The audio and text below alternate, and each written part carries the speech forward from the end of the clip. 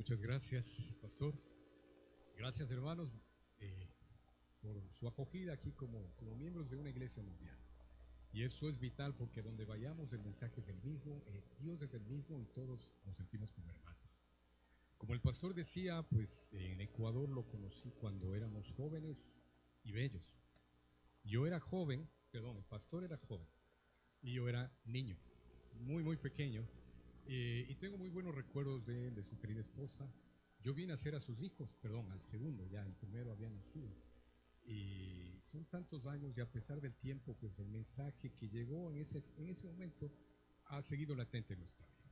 Ahora, yo ya me presenté, ¿no? 42 años en la iglesia, Johnny Barahona habíamos dicho, pero el mensaje llega mejor entre amigos. Así que no puedo preguntar uno por uno, pero quiero que levanten las manos para algunas preguntas. ¿Cuántos de aquí nacieron en la iglesia? Es decir, toda su vida en la iglesia.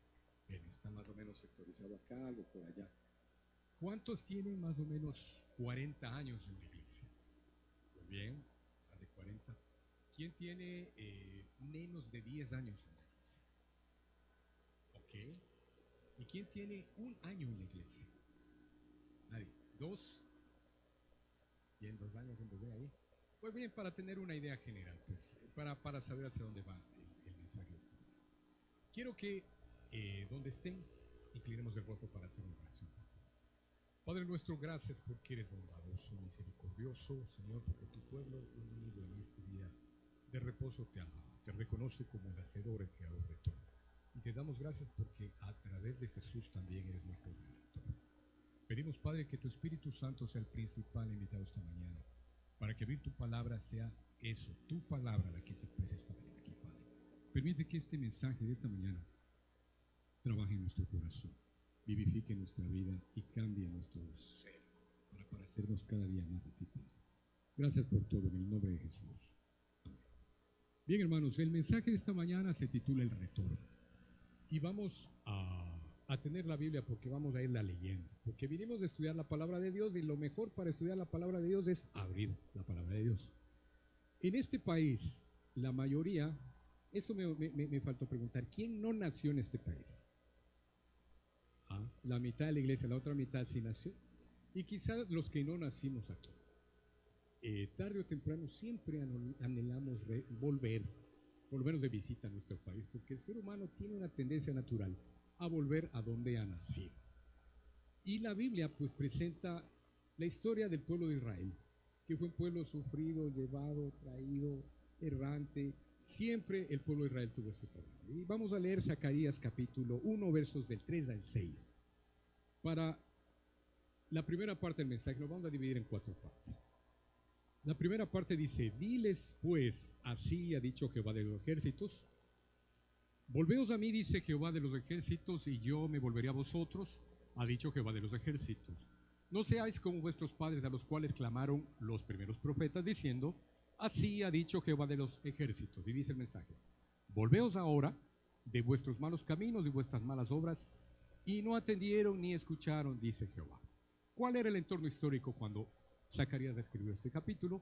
Ellos habían sido exiliados, volvían de Babilonia, empezaron a construir el templo, pero empezaron a dejar las costumbres. Ya estaban en casa, estaban ahí presentes. Todos los sábados iban a su templo, que lo estaban construyendo, estudiaban sus escrituras, es decir, estaban donde debían estar. Pero Zacarías dice: hey, vuelvan. Les hemos dicho a sus padres, no cometan lo que estaban haciendo y ustedes no hacen caso. Entonces nosotros enseguida pensamos: qué pueblo de dulces. Pero ocurre que 100 años después, el profeta Malaquías, en el capítulo 3 de Malaquías, en el versículo 7, 100 años después de tener este mensaje, escribe este texto. Malaquías 3:7 dice: desde los días de vuestros padres os habéis apartado de las leyes y no las guardasteis. Volveos a mí y yo me volveré a vosotros, ha dicho Jehová de los ejércitos. Mas dijisteis: ¿en qué hemos de volvernos? 100 años después, el mensaje es exactamente el mismo. Ahora, cuando yo me puse a ver por qué el Señor dice esto, si después de 100 años estaban donde debían estar, asistiendo al templo porque ya lo habían construido, viviendo en la casa con los familiares, comiendo lo que debían comer, haciendo lo que debían hacer. Y en la última parte del versículo dice, ¿en qué hemos de volvernos? Cuando me puse a investigar un poco, ventajosamente hoy, hay muchas formas de investigar las diversas versiones de la Biblia. El mismo versículo del 3:7 en la Biblia del Jubileo dice: desde los días de vuestros padres os habéis apartado de mis leyes y nunca las guardasteis, tornaos a mí, yo me tornaré a vosotros, dice el Señor de los ejércitos, y diréis, la última parte dice, ¿en qué hemos de tornar? El anterior decía, ¿en qué hemos de volvernos? Dice básicamente lo mismo. La traducción al lenguaje actual es la que más me llamó la atención, que dice, en cambio ustedes, desde los días de sus antepasados, siempre han desobedecido mis mandamientos. Pero si ustedes se arrepienten y vuelven a mí, yo también me volveré a ustedes. Yo soy el Dios Todopoderoso y les aseguro que así lo haré. Y ustedes me preguntan, atención, dice, ¿y de qué tenemos que arrepentirnos? La otra versión decía, ¿en qué hemos de tornar? La otra decía, ¿en qué hemos de volver? Pero esta versión dice, ¿y nosotros de qué tenemos que arrepentirnos? La versión Dios habla hoy dice parecido, dice, ustedes se han apartado de mis preceptos como se apartaron sus antepasados, no han querido obedecerlos, y yo, el Señor Todopoderoso, digo, vuélvanse a mí y yo me volveré a ustedes. Pero ustedes dicen, ¿por qué hemos de volvernos a ti? La versión de la Nueva Biblia, voy a leer solo la última parte en función del tiempo, dice, pero ustedes responden, jamás hemos desobedecido tus instrucciones. Ya le va cambiando la historia. La Nueva Traducción Viviente, la misma parte termina diciendo, ¿cómo podemos volver cuando nunca nos fuimos? Habíamos dicho, estaban donde debían estar, y por eso el pueblo decía, ¿por qué tengo que volver, Señor? ¿Cómo es eso? Ahora, la Biblia de las Américas termina diciendo, ¿cómo hemos de volver? Y hace una pregunta al Señor, pues si ya estoy fuera, dime, ¿cómo vuelvo? La palabra de Dios para todos nos dice, ¿cómo hemos de regresar a Dios? Ya cambia la pregunta, pues si estoy fuera, ¿cómo vuelvo? Y la última, la versión La Palabra, es la que me llama la atención final. ¿En qué hemos de cambiar? Interesante cómo la Biblia a través de las versiones nos va ampliando el mensaje. Repito, Zacarías les decía al pueblo, volveos a mí y yo me volveré a ustedes. Malaquías 100 años después dice lo mismo, vuelvan por favor. Hey Señor, pero aquí estamos. 40 años en la iglesia, 60 años en la iglesia, en su iglesia me refiero al pueblo de Israel. Cualquier parecido es pura coincidencia. Primera parte del mensaje, el pueblo de Israel, estando donde estaba, haciendo lo que debían hacer, diezmando, ofrendando, sacrificando corderos, haciendo todo lo que debían hacer, el Señor les decía, vuelvan a mí. Y ustedes dicen, ¿en qué debemos de volver? Porque nosotros, Señor, estamos bien. Primera parte. Vamos con una segunda parte. Quiero que todos cierren sus ojos y piensen para ustedes mismos. Piensen en estas preguntas capciosas. ¿Puede el cristianismo? Respóndase para ustedes. ¿Puede el cristianismo, o cambiemos la pregunta, ¿puede su cristianismo ser una maldición en su vida y en la vida de los que los rodean? Segunda pregunta, ¿sientes tú que tu vida es un asco? Abran los ojos los que cerraron los ojos. Preguntas duras. Y quiero nombrar la segunda pregunta. No tengan cuidado para aquellos que respondieron para sí. Probablemente sí, porque es posible que tengan razón. Y ya les voy a explicar por qué. No me hagan decir lo que no estoy diciendo. Piensen bien. Puede ser que su vida sea una maldición. Su cristianismo sea una maldición para ustedes y para los que los rodean. O puede ser que nuestra vida cristiana sea un asco. Noten que la palabra asco, ojo, no quiero ser agresivo con esto, simplemente la traducción dice sentimiento de repulsión, alteración del estómago, causada por la repugnancia que se siente de algo que incita al vómito. Ya vamos a explicar esto. Y quiero hacer un disclaimer, una advertencia. Muchas veces nosotros venimos a la iglesia y nos quedamos en modo avión. Si saben el modo avión, ¿no? estamos aquí, estamos en el teléfono, estamos conectados, pero no estamos unidos a la señal. Y a veces la vida cristiana es así. Venimos a la iglesia y nos quedamos en modo avión. Pero esta mañana, si es que nosotros al salir entramos exactamente como entramos, probablemente o estemos en el lugar equivocado, o si no hacemos cambios en nuestras vidas, puede ser que aumentemos esa maldición en nuestras vidas. Insisto, ya voy a explicar por qué. Esto, la segunda parte. Vamos por la tercera parte. Juan capítulo 9. La historia de Juan es un hecho muy interesante acerca de un hombre, un caso de estudio. Un hombre que nació, ¿qué dice? Miren en sus Biblias porque les pedí que abran. ¿Cuál es la historia que está ahí? El caso de estudio. ¿Quién es el personaje de ese capítulo? Un ciego. Y entonces los fariseos, la gente decía, a ver, pero es que él nació ciego, ¿sí? Él nació, Señor, a los fariseos le preguntaban, ¿él nació ciego por sus pecados o por los pecados de los padres? Ellos iban al análisis teológico de por qué él era ciego. Y entonces Jesús va, hace lodo, le unten los ojos y se va. Y el ciego es curado y puede volver a ver. Llega al templo y dice, ahora puedo ver. Y entonces todos los fariseos comienzan, ¿quién te curó? Fue Jesús. A ver, y cuando leen la historia, ¿qué día era eso?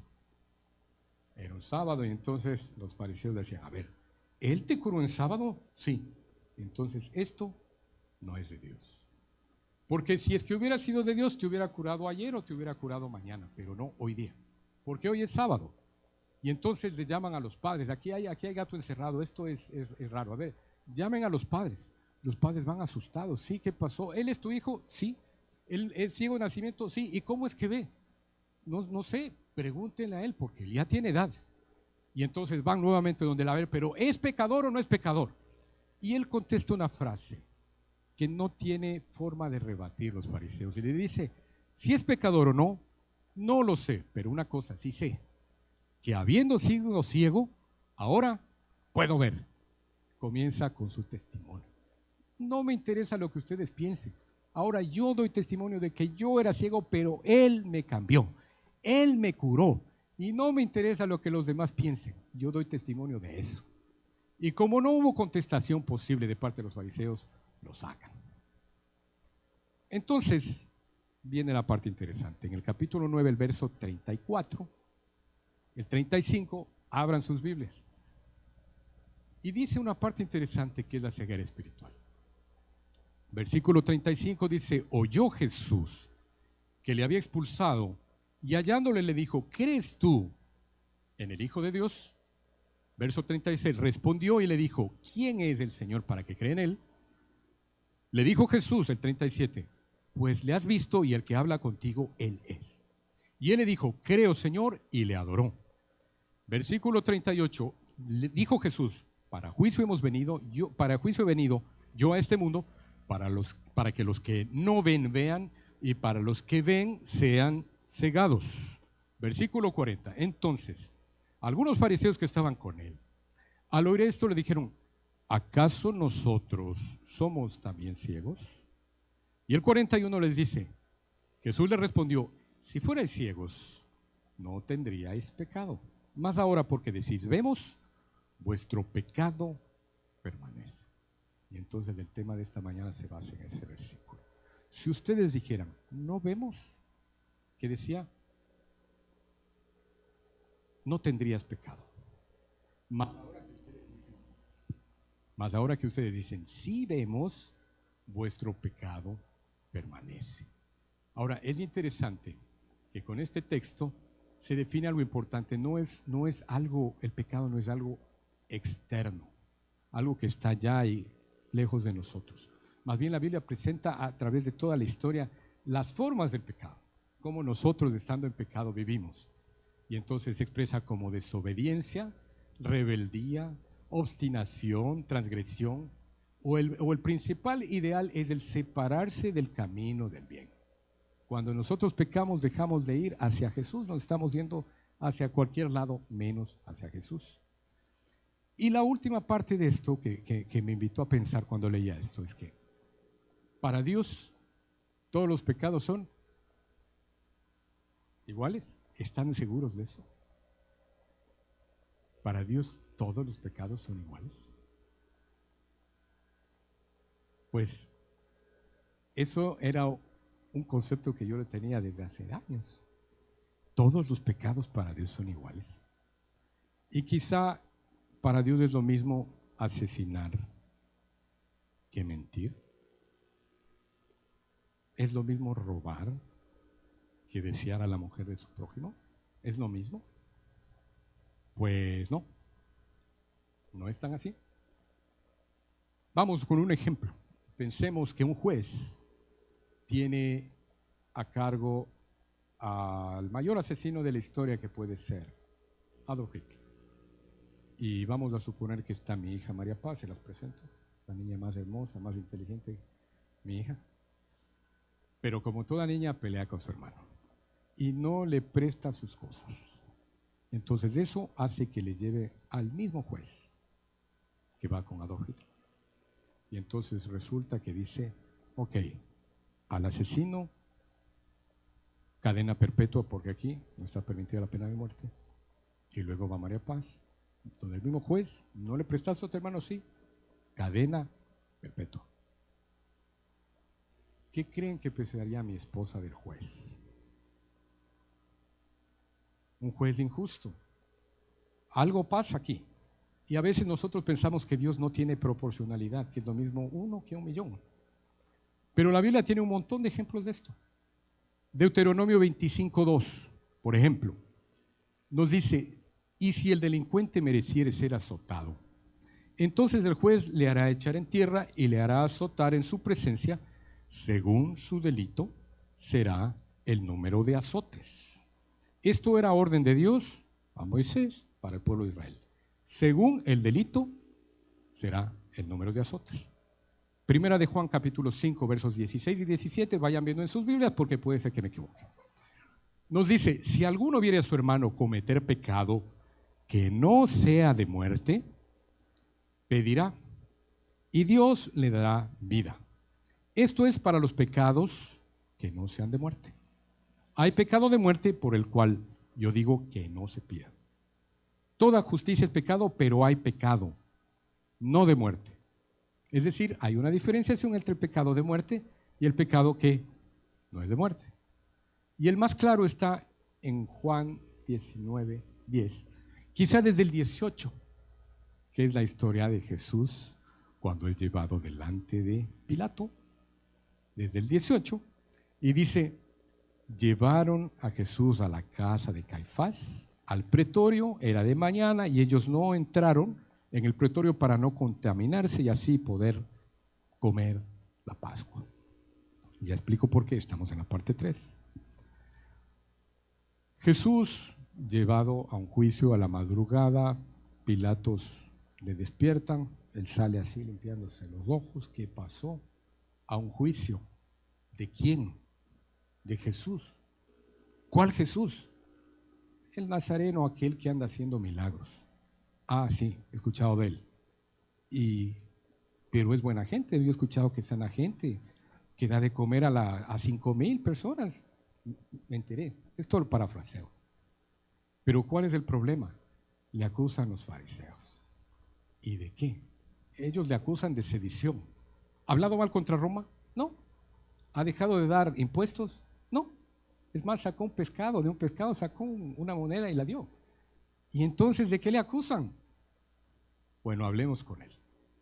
Pilato va y habla con él y le dice, a ver Jesús, tú no has hecho mal a nadie, ¿no es cierto? Y Jesús, ¿cuál fue la respuesta? ¿Acaso eres tú el rey de los judíos? ¿Cuál fue la respuesta de Jesús? No le sigue la corriente porque cuando leen esto en el deseo de todas las gentes, Pilato sabía que era inocente, deseaba mostrar esa inocencia. Pero finalmente, como Jesús no le sigue el juego, en el versículo 10 del capítulo 19 dice: entonces Pilato le dijo: ¿a mí no me hablas? ¿No sabes que tengo autoridad para crucificarte y tengo autoridad para soltarte? Y el versículo 11, lapidario, dice: Jesús respondió: ninguna autoridad tendrías contra mí si no te fuese dada de arriba. Por lo tanto, ojo con esto, el que a ti me ha entregado, mayor pecado tiene. ¿Hay niveles de pecado o no? Nosotros vemos al más malo de la historia, a Poncio Pilato. Pero resulta que el que a ti me ha entregado, el propio Jesús dice, mayor pecado tiene él. Ahora, ¿por qué digo esto? Porque no es lo mismo cometer un pecado levantándote a la madrugada sin saber de Jesús, pues, y acusándole y finalmente haciéndole crucificar, que haber sido miembro del Sanedrín de no sé cuántas, 50, 60 generaciones atrás, porque como eran levitas, esto venía desde sus antepasados. Es decir, ellos sabían las profecías, sabían que un Mesías iba a venir. Es decir, ellos eran lo menos inocentes posible ante Dios. Y Dios hace diferenciación de pecado. Ahora, ¿cómo transportamos esta idea al día de hoy? Porque no sirve de nada que haya sido escrito hace años si no hay una aplicación hoy día. No es lo mismo. No es lo mismo cometer un pecado a aquella persona que tiene menos de un año, menos de 10 años, o aquellos que nacimos en la iglesia. No es lo mismo. Ante Dios, pues sí, el pecado puede ser lo mismo, pero Dios tiene grados de pecado, porque aquí lo dice. Ahora, la parte clave de aquí es que si nosotros escuchamos un mensaje, la escuela sabática desde hace 30 años, y nuestra vida sigue siendo la misma que el pueblo de Israel de la parte 1, entonces nuestro pecado es mayor que aquella persona que hoy día está visitándonos en la iglesia, porque no conoce a Jesús. Ahora, pero es importante algo. Hay muchos contextos para esto. No es lo mismo una persona que haya nacido en la iglesia, que se haya educado en la academia adventista, que haya tenido la lección de escuela sabática todos los días y la posibilidad de estudiar y no lo hizo, o tener la Biblia en sus manos y no lo ha hecho durante muchos, pero muchos años. No es lo mismo. No es lo mismo una persona que con las justas tiene para comer, madre soltera, 7 hijos, nunca los ve, y estos muchachos descarriados por ahí terminan en la droga. Y para nosotros los malos, ¿quiénes son? Si se dan cuenta, Dios mira de una manera diferente las cosas. Al pueblo de Israel se le decía: volveos a mí. Señor, pero yo estoy aquí, ¿cómo he de volverme a ti? Y aquí está la forma. No es lo mismo. Bien, volvamos a la parte anterior. Antes de eso, Lucas 12:48 también dice: al que mucho se le ha dado, mucho se le exigirá, y al que se le ha confiado mucho, también se le pedirá más. Ahora, volvamos al libro de Juan 9. Este hombre declara: Él me salvó, los fariseos quedan acusados, tu pecado permanece. ¿Cuál era el pecado de los fariseos? ¿Cuál era? ¿Cómo era la vida de un fariseo? ¿Cómo era? No, eran personas rectas, correctas, porque ellos guardaban el sábado, no comían lo que no debían. Entonces, pensemos que nosotros a veces acusamos a estos hermanos, a estos amigos o a esta gente que eran muy rectos. Ahora, pero pensemos en que, ¿qué ocurriría si es que nosotros ponemos a alguien que viene a la iglesia y nos dice: ¿sabes qué? Yo también quiero ser parte de tu iglesia. Yo también quiero ser adventista. ¿Qué debería hacer? Y nosotros comenzamos con esto. ¿Sabes qué? Ayúdenme a escribir lo que sería un adventista. La primera dice: ok, si vas a ir a la iglesia, no puedes decir malas palabras. Segundo, no puedes ni insultar ni maldecir.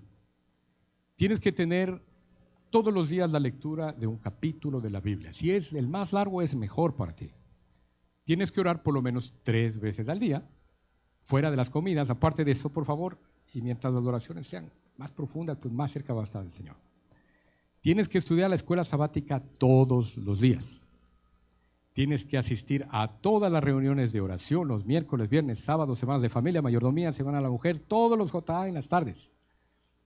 Tienes que visitar enfermos, ancianos u orfanatos por lo menos 2 veces al mes.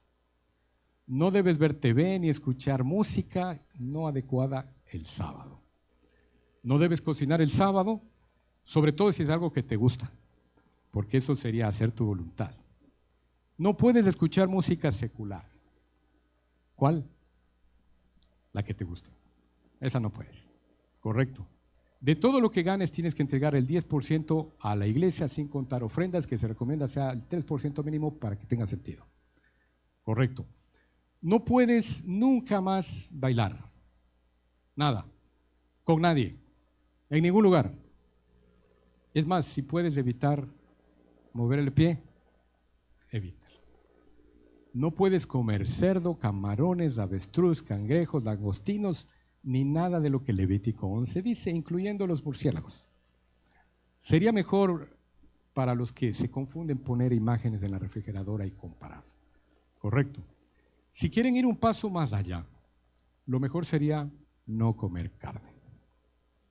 Ahora, si quieren lograr un puntaje mayor, lo mejor sería no comer comida cocinada, es decir, no comer cocina que tengan leche, huevos, es decir, hay que ser veganos. Un ranking más allá, no coman comida cocinada, sean crudi veganos, no la coman. Y el top de los top de los top es mejor no comer. Es decir, el ayuno. Ayunen. Ustedes, pero ese ayuno que se sienta, que todos sepan, que digan aquí, estoy ayunando, para que todo el mundo lo vea. Ahora, hay que beber mucha agua, de 3 a 7 veces al día, de 3 a 7 litros al día, según el peso. Conviene saber de memoria los versículos para cada ocasión, responder positivamente a todas las preguntas para el bautismo, y si van practicando, pues por si acaso lo pasó. Y pues lo último, que no es tan recomendable, pero sumar a esta lista la forma de la ropa que usan, las joyas, las corbatas, pero eso solo si el candidato es de confianza. Ahora pregunto, ¿lo que acabo de decir está mal o está bien?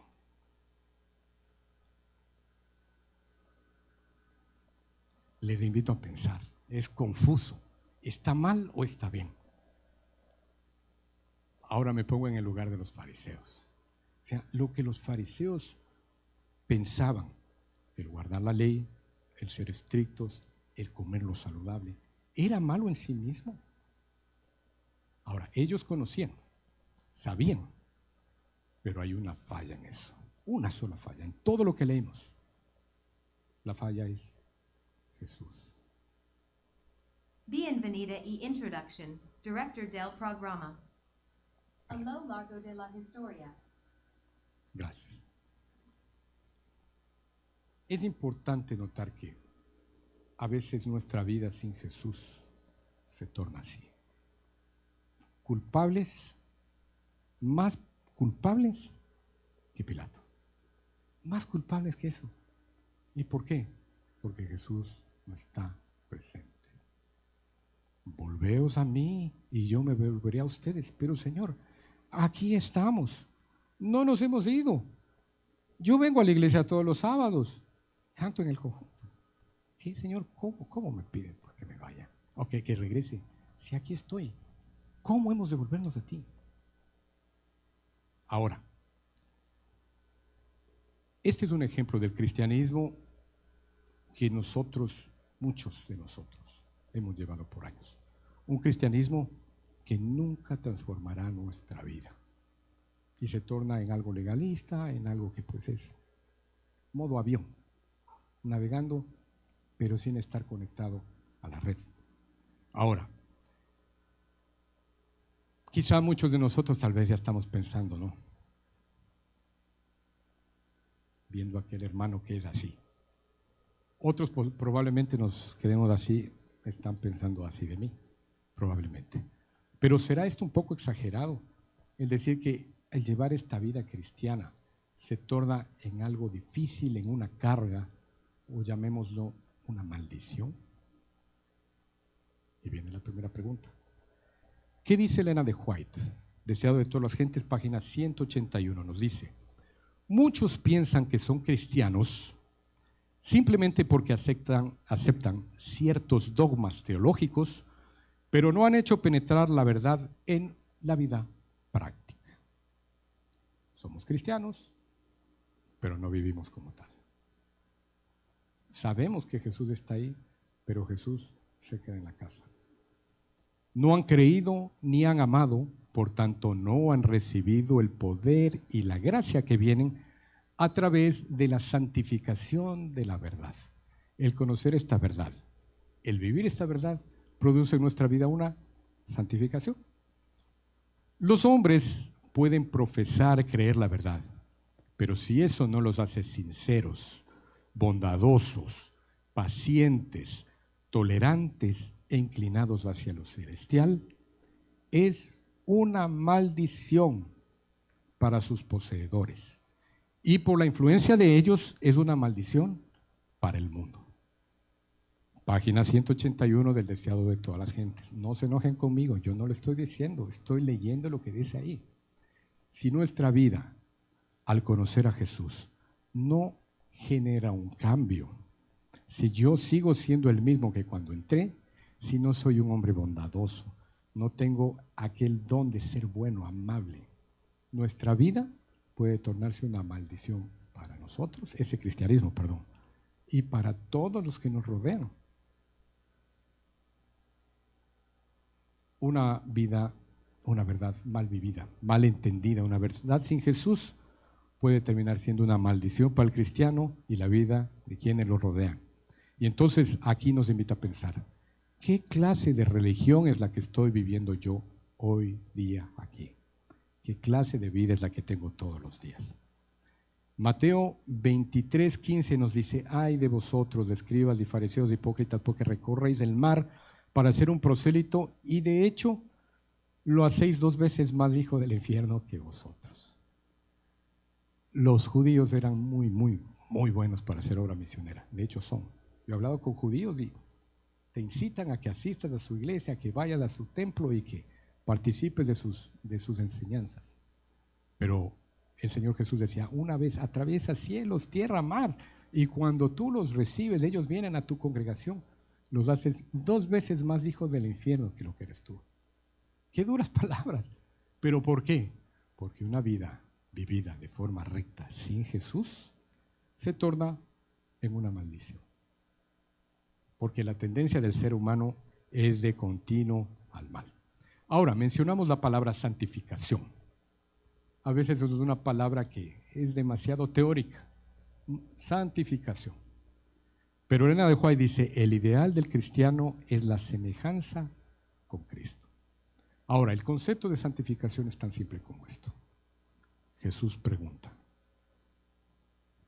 ¿me dejas salvarte? Y si es que la respuesta es sí, viene la contrapregunta: Señor, está bien, gracias. Ahora, pero tú me caes tan bien. Sé lo bueno que eres. ¿Puedo parecerme a ti y hacer todo lo que tú haces? ¿Sí? Eso.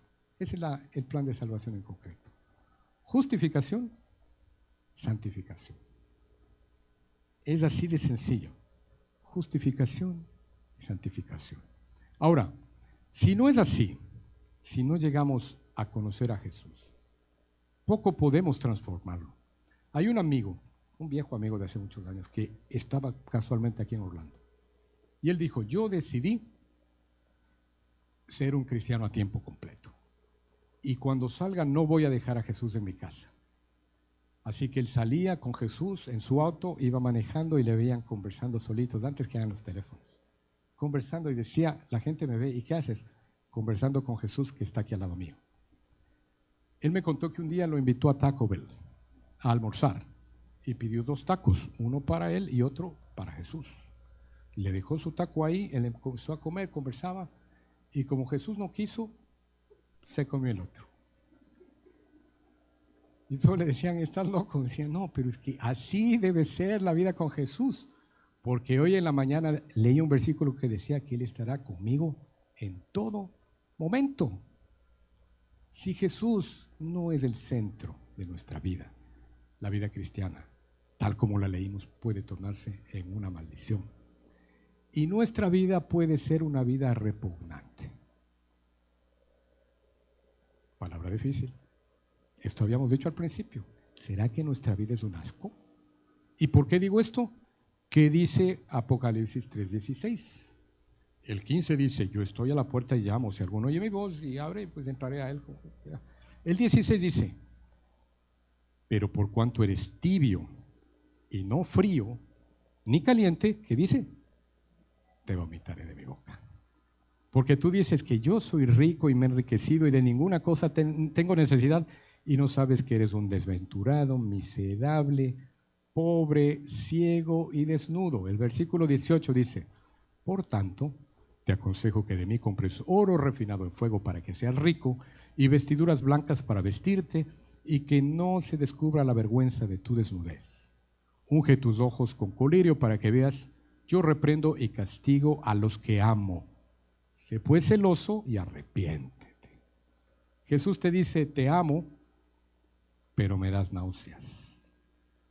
Duro, bofetadas bíblicas. Te amo, pero me das náuseas. ¿Por qué? Porque eres, pero no eres. Porque haces muchas cosas, dices muchas cosas, pero no las vives. Te esfuerzas mucho, pero no disfrutas de la vida cristiana. Pasas más tiempo hablando de mí que conmigo, porque ni estás ni te vas. El pedido es, volveos a mí y yo me volveré a ti. Cambia de una vez. Yo no sé cuántos mensajes, cuántas escuelas sabáticas, cuántos himnos, cuántos retiros, cuántas sociedades de jóvenes, cuántos camporís tenemos que vivir para que el Señor Jesús llegue y cambie nuestro corazón.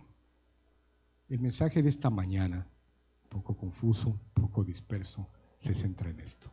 Si no vivimos con Jesús, es muy difícil volver, porque nosotros creemos que estamos donde debemos, pero nuestra vida debe ejemplificar esto. Hermanos, es una tarea muy difícil, pero la solución está todos los días: caminar con Jesús, orar con Él, leer su palabra, meditar en Él, porque solo así el ideal del cristiano será tener ese carácter como el Señor quiere para nosotros. Y el mensaje dice, vuelvan al Señor, que Él volverá a ustedes. Vamos a hacer una oración, por favor, para terminar. Señor y Padre, gracias porque eres bondadoso. Tu palabra es viva, es eficaz. Señor, tú pones en nosotros el deseo de servirte, Padre, pero somos pecadores. Y Señor, a veces el pueblo de Israel nos parece algo repugnante, pero nuestra vida pues tal vez se parece a esto, Padre. Queremos implorar, Padre, que tu Espíritu Santo trabaje en nuestro corazón, lo moldee, que tu palabra nos vivifique y que el ideal pueda ser semejantes a ti. Sabemos que la vara es muy, muy alta, Padre, pero para esto el Señor Jesús vino y murió y vivió para que nosotros podamos ser aceptos delante de ti. Gracias por tu iglesia, Padre. Gracias por el sábado, gracias por la Biblia y gracias por la salvación de Jesús. En el nombre de Jesús. Amén. Que el Señor les acompañe, hermanos.